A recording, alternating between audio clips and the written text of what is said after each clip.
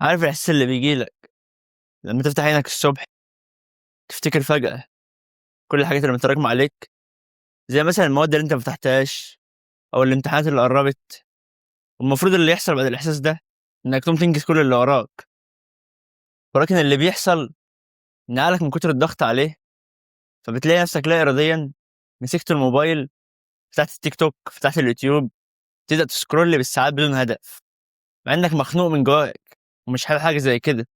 وعلى فكرة اللي أنت فيه ده مش كسل، ده اسمه شلل التراكمات.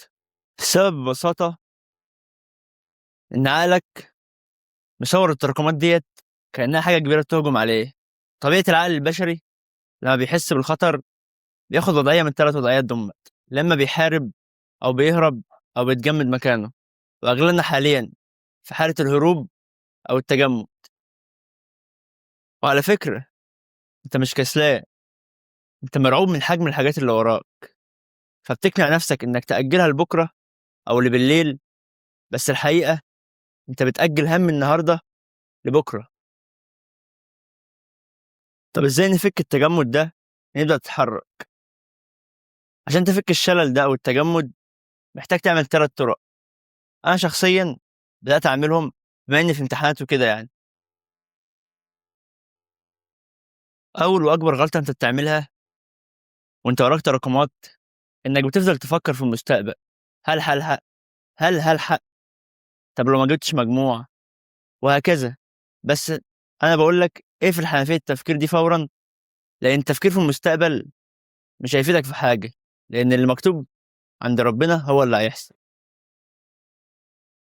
خلّي تركيزك في ال10 دقايق اللي جايين، انسى المنهج كله، انسى السنة كلها، وركّز في الصفحة اللي في إيدك.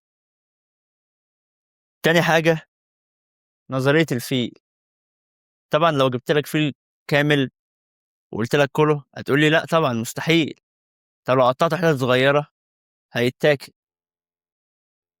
التراكمات الكبيرة مرعبة، فهات ورقة وقلم دلوقتي وفتت الحاجات الكبيرة ديّة لمهام صغيّرة، ما تقولش هاذاكر الأحياء مثلًا كلّها، قُل هاذاكر أول صفحتين من الباب الأول، لإن عقلك لمّا بيشوف المهام صغيّرة التوتر والقلق بيقل. تالت حاجة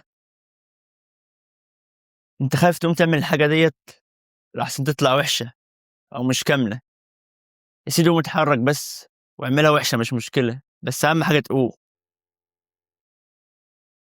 حتى لو هتذاكر ب50% من تركيزك، المهم تتحرك، لأن الحركة بتولد طاقة، والإنتاج السيء دايمًا بيبقى بداية لإنتاج عظيم، لكن اللاشيء ما بيجيبش إلا اللاشيء.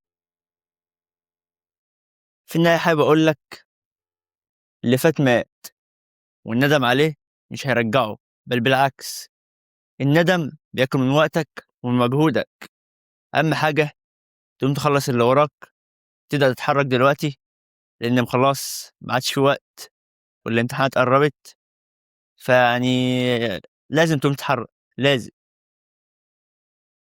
وعلى فكرة النسخة اللي بتعافر في آخر الوقت وبتلحق اللي تقدر عليه، تكسب احترام نفسها قبل أي حد تاني.